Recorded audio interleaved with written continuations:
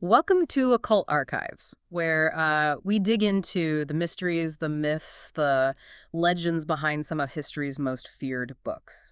Yeah, the books that people thought, maybe shouldn't be read. Right, exactly. Yeah, The kind of things that have those secrets, maybe too dangerous, too powerful to just be out there. for sure. I mean, you've got grimoires, ancient religious texts, all kinds of stuff. And that's what we do here. We unearth these mysteries and try to figure out what they mean, what they meant back then. And what they might tell us about ourselves. Oh, exactly, exactly. So for today's deep dive, we're going to crack open, I think this is a fun one, The Witch's Dream Book and Fortune Teller. Ooh, witchy. Yeah, right. Yeah. So this was written by A.H. No, first published way back in 1885.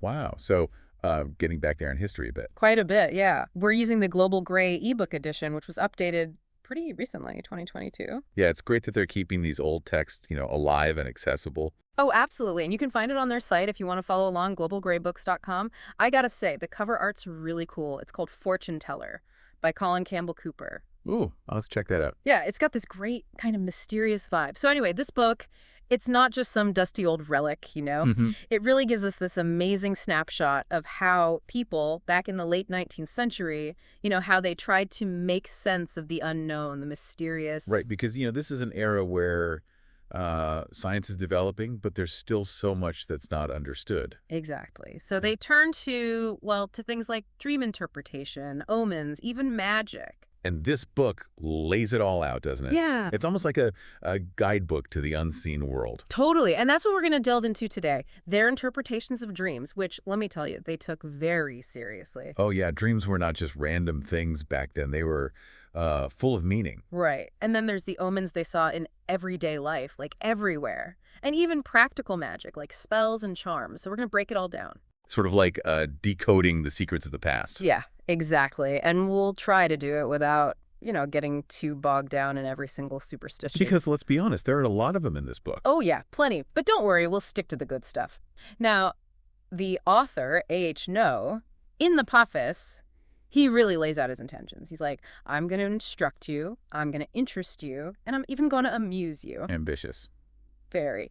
He was all about Oneirology, which is basically dream interpretation and fortune telling. And he claimed this book was like the ultimate authority, comprehensive, exhaustive, the whole shebang. He didn't lack confidence, did he? Not at all. So it makes you wonder, right? What can a dream book from 1885, with all these very specific interpretations, what can it tell us about, us today? And not just what people back then believed, but like what it says about, our fascination with the future, the unknown. In dreams. They've always fascinated people, haven't they? Oh, absolutely. So let's get into it. Let's talk dreams.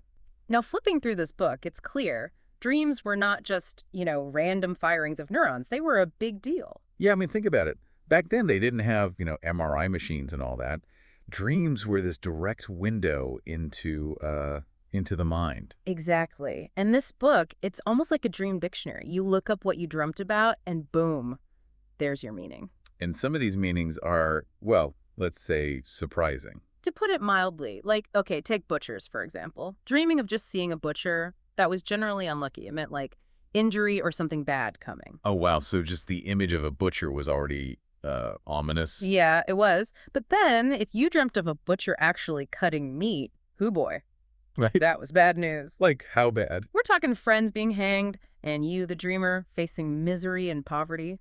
Pretty grim. Wow, that's a pretty heavy interpretation for, something that's just part of daily life. I know, right? It's like, what do they have against butchers? It does make you wonder, what were the cultural anxieties around meat and food and all of that? Definitely. Okay, let's move on to something a bit lighter, maybe. How about dreams of intimacy? So dreaming of being at a lover's bedside, that was actually positive. It meant a speedy marriage. Oh, so that's a good one.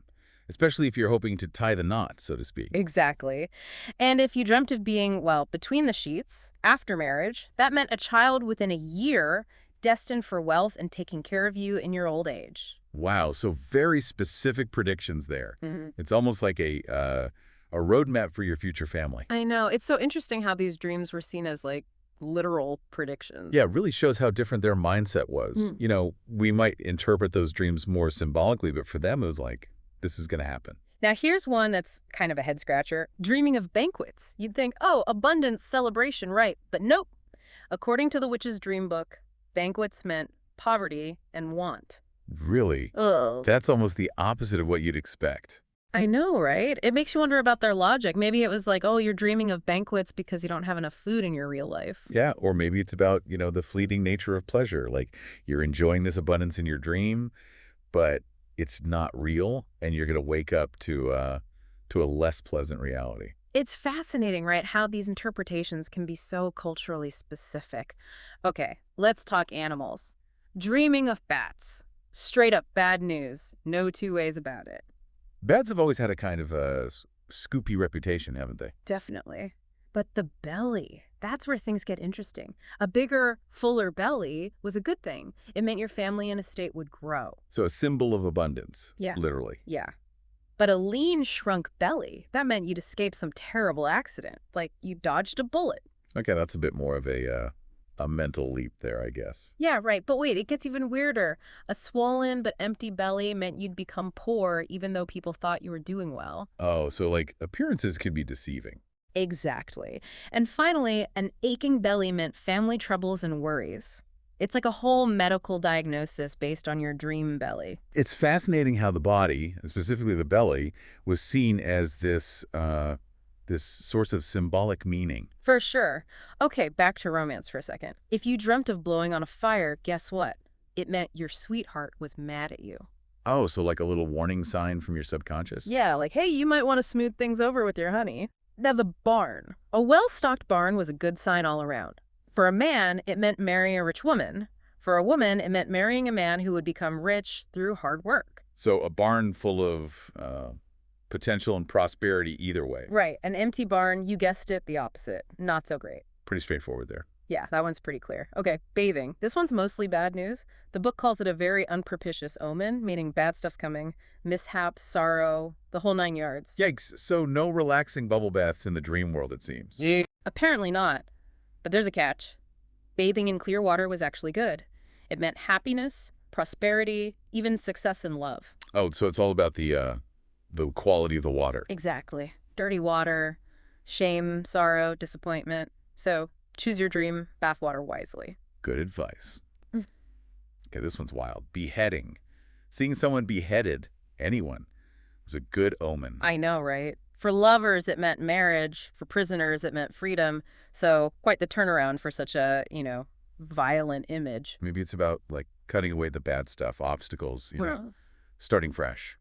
That's an interesting take. Okay, hearing bells ring, that meant a speedy marriage and good news. Bells are usually associated with positive events, aren't they? Yeah. Weddings, celebrations, all that? Yeah, they are. But bee stings, not so much. That meant loss of character and maybe even losing your sweetheart if you were in love. Ouch. So bees are good or bad depending on what they're doing? Exactly. Seeing bees at work, that's lucky. It means you'll be successful through hard work. But the best omen, bees making honey under your own roof. That was the jackpot, especially for poor folks. Interesting. So it's like good fortune for those who need it most? Yeah, but it was actually unlucky for rich people. Go figure. Okay, beards. A long beard for a man, fantastic sign. Good fortune in trade, love, farming, the whole package. A beard signifying prosperity and virility, I guess? I think so. But for a married woman, a beard was bad news. It meant losing her husband and tons of grief. Oh, wow. That's a pretty stark difference in interpretation. I know, right? But for a young woman, a beard meant a quick marriage and a baby boy. And get this, for any woman to dream of having a beard, that was super lucky. Meant she'd get what she wanted. So a beard on a woman in the dream world is actually empowering. Apparently so. It's like a symbol of taking on, traditionally masculine traits and achieving success. That's a cool interpretation. Okay, what else do we have? Oh, being buried alive. Not as bad as it sounds, at least for men. It meant getting rich. And being burned, this is interesting, it meant riches, honor, respect, but only if you were fully consumed by the flames. If not, it meant you'd eventually die. Talk about a specific condition. So bit of a mixed bag there, depending on the thoroughness of the burning. Right. Baskets. For men, they were bad news, meant business troubles, losing your job, all that. But for women, especially full baskets, that was a good thing. Lots of suitors for single ladies, growing families for wives, even remarriage for widows. Wow. So baskets are either full of problems or full of potential, depending on your gender. It really is fascinating how these interpretations are so tied to, gender roles of the time. It definitely gives us a glimpse into their worldview, doesn't it? Easy. Okay, bonnets. For a young woman, a new bonnet meant a new lover. But the color was important. Green meant a deceitful guy, blue meant a loving one, pink meant a short romance, and yellow or white meant a quick marriage. It's like a fashion-based fortune-telling system. I know, right? Losing a bonnet meant a woman should be careful about her reputation.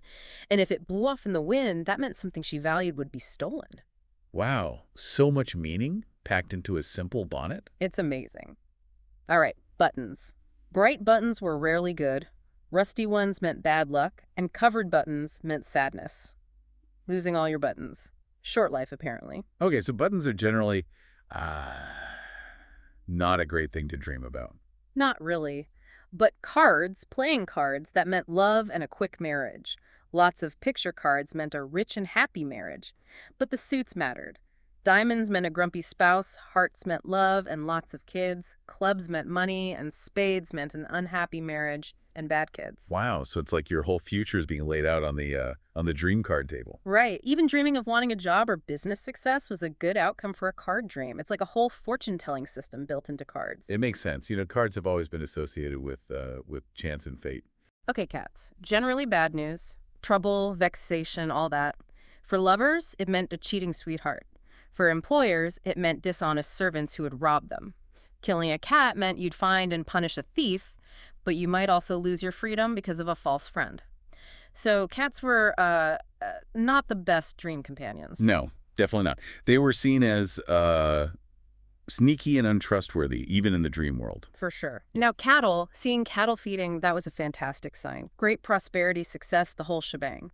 So, symbol of abundance, just like the full barn. Exactly. Yeah. For lovers, it meant a happy marriage with lots of children.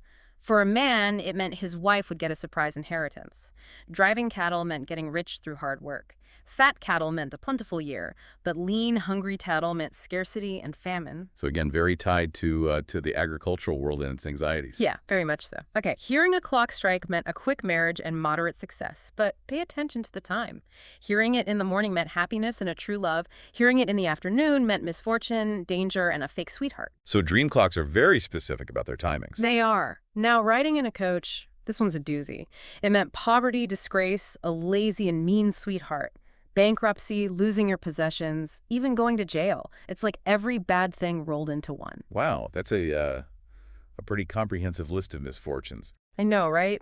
It's like the ultimate bad dream. Okay, quick fire round. A bright, clear candle meant a nice letter was coming. A dull candle meant disappointment. Cheese meant profit and trade. Chickens, bad sign. Betrayal in love, bad harvests, fraud, even shipwreck. Playing chess with someone you know meant you'd soon have a falling out.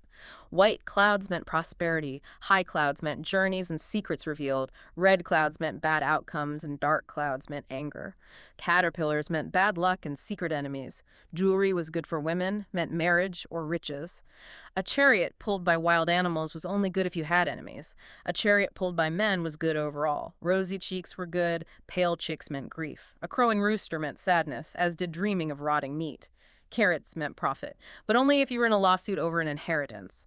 Being tied to a cart and forced to pull it meant hardship. Combing your hair was good, meant escaping tough times, and that's just the dream interpretation. Well, that's a lot to unpack. It's incredible how detailed they got with these meanings. I know, right? And that's not all. The book also covers things like physiognomy, which is judging character by facial features, palmistry, astrology, moles, divination by cards, dice, even dominoes. It's like a whole universe of fortune-telling techniques. It really shows how interconnected they saw the world. You know, everything had meaning. Everything was a potential sign. Exactly. But for today, we're focusing on dreams, with a little peek at omens and spells. So moving on from the world of dreams, let's talk about how they saw omens in everyday life. It wasn't just about what happened while you were asleep. The world around you was constantly giving you signs. Like they were trying to communicate with you. Yeah, totally. Like, okay, tea stalks.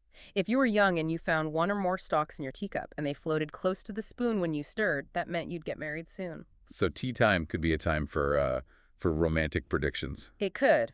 But a howling dog at night, that was bad news. Sickness or death coming to the family. Oh, so like a harbinger of doom. Pretty much. But a bright spark in a candle flame, that was a good thing. It meant a long-lost friend was coming to visit. Oh, that's a nice one. It is, and too much soot on the fire grate. Get ready for a stranger knocking at your door. So even your fireplace could be giving you hints about the future. Exactly. Now, this is where things get really interesting. Divination by birds and animals. The book says that God put this into nature so we could understand what's coming. Like a built-in system of signs and symbols. Exactly. And they were super specific about it. Seeing a man or a bird on your right side when you left the house for business, good luck. Seeing them on your left, bad luck. If they passed from your right to your left and disappeared, that was also good. Okay, so directionality matters a lot here. Big time. Resting on your right, good. Right. Resting on your left, bad. Passing from left to right without stopping, good. Passing from right behind you to the left and stopping, bad. It's like a whole set of traffic rules for omens. It's amazing how they came up with these rules, isn't it? I know, right? But here's a funny thing. They said to ignore omens that happen right as you started doing something. Like, if rats were chewing on your clothes right when you left for work, don't worry about it. So like a grace period for omens. Yeah, like a cosmic do-over. And if you tripped on your doorstep or bumped your foot, call off the journey. It's a sign. Okay, so some omens were more like warnings. For sure. A crow, raven, or jackdaw croaking overhead, that was a big warning of trouble. But a magpie meant news and company, good or bad, depending on which side it came from. That directional thing again. A screech owl was always bad news. They even tell a story about a church in Grantham that got robbed after owls hung out there for a month. Wow, so a real-life example to prove their point. Right. Sparrows were generally unlucky except for love stuff. Flies meant annoying people would bug you. Roosters meant visitors and success in business. Hares, mules, and pigs were bad omens. Horses pulling a carriage were good, but a donkey meant trouble. Sheep and goats meant prosperity, same with dogs and oxen. Mice meant danger was coming. Locusts were bad, they blocked your wishes. Grasshoppers were good, they meant journeys and good things. A spider spinning its web downwards meant money was coming. Ants near your door meant security and riches. A snake meant an angry enemy, a viper meant bad women and kids, and an eel meant a grumpy guy who hated everyone. And get this, the most important omen was the first person you saw after leaving your house. Their condition, good or bad, that was a sign. It's like the whole world is a stage for fortune telling. Yeah, pretty much. So we've talked dreams, we've talked omens. Now let's get into the magic. Talismans, charms, spells, incantations. This book has it all. So moving from interpretation to action. Exactly. Trying to influence events, not just read the signs. So first up, an iron talisman against poisonous critters and annoying bugs. Iron, huh? So like a protective metal. Seems like it. The trick is to make it when the sun and moon are both in Scorpio. And they tell this story about a doctor who is overrun with beetles. He made this iron talisman, screwed it to the floor, and boom, beetles gone. So it worked? Apparently. But when his servant took it down, the beetles came back. Put it back up, beetles vanished. Pretty convincing, right? Yeah, that's a pretty good testimonial. Right. Then there's a talisman for love, but they don't give any details. Mm. Super frustrating. Oh, come on. That's like the most interesting one. I know, right? Maybe it was too powerful to share. Who knows? Maybe. All right, what about charms? Oh, they've got those too. Usually involved repeating specific phrases with, like, super sincere belief. For protection against fire or water, you had to say, "When thou passest through the waters, I will be with thee, and through the rivers they shall not overflow thee. When thou walkest through the fire, thou shalt not be burnt, neither shall the flame kindle upon thee." Wow, that's powerful stuff. Right. Very biblical language. Against wild animals, you said, "At destruction and famine thou shalt laugh, neither shalt thou be afraid of the beasts of the earth. For thou shalt be in league with the stones of the field, and the beasts of the field shall be at peace with thee." So, appealing to a higher power for protection. Definitely. Against enemies, you said, "Behold, God is my salvation. I will trust and not be afraid, for the Lord Jehovah is my strength and my song. He also is become my salvation. For the stars of heaven and the constellations thereof shall not dim their light. The sun shall be darkened in his going forth, and the moon shall not cause her light to shine. And behold, at eventide, trouble, and before the morning he is not. This is the portion of them that spoil us, and the lot of them that rob us." Wow, that That one's intense. For sure. And for general's troubles, you said, he shall deliver thee in 6 troubles. Yea, in 7 there shall no evil touch thee. In famine he shall redeem thee from death, and in war from the power of the sword. And thou shalt know that thy tabernacle shall be in peace, and thou shalt visit thy habitation, and shall not err. So like an all-purpose protection charm? Yeah, pretty much. And finally, this one's wild. To avoid getting bitten by a rabid dog, you had to carry a tooth from a rabid dog, tied in leather and worn on your shoulder. Oh, so like fight fire with fire. Something like that. Okay, one last thing, and this one's a curveball. The book teaches you the silent language. It's a way to talk without speaking, using hand gestures for each letter. Really? That's fascinating. I know, right? Like 19th century texting. Yeah. You touched your fingers for vowels and then different hand positions for consonants. Super complicated. So like a whole secret code. Totally. You had to snap your fingers between words so people knew when one word ended and another began. And they even said you could change the vowel signs if you thought someone was spying on your conversation. Wow, that's next level sneaky. They give a whole example spelling out, "Madam, I am your humble servant." It's crazy. I can't even imagine trying to have a conversation like that. I know, right? So there you have it. Dreams, omens, magic, secret hand signals. Just another day in the world of the witch's dream book and fortune teller. It's amazing how this book gives us such a vivid picture of how people saw the world back then. It really does. And it makes you wonder, doesn't it? After all this, do you see things differently? Like, do you notice things in your own life that might have been seen as omens back then? Yeah, it definitely makes you think about, the patterns and coincidences we encounter and how we interpret them, whether we see them as meaningful or just random. Exactly. This book, it's not about being afraid of witches or magic. It's about understanding how people tried to make sense of the world, you know? They were looking for answers, for guidance, just like we are today. Absolutely. And who knows? Maybe they were onto something. Maybe there's more to dreams and omens than we realize. Maybe so. It's definitely something to ponder. So until next time, keep your eyes peeled for those hidden meanings. You never know what you might find. Happy dream interpreting. And happy omen hunting.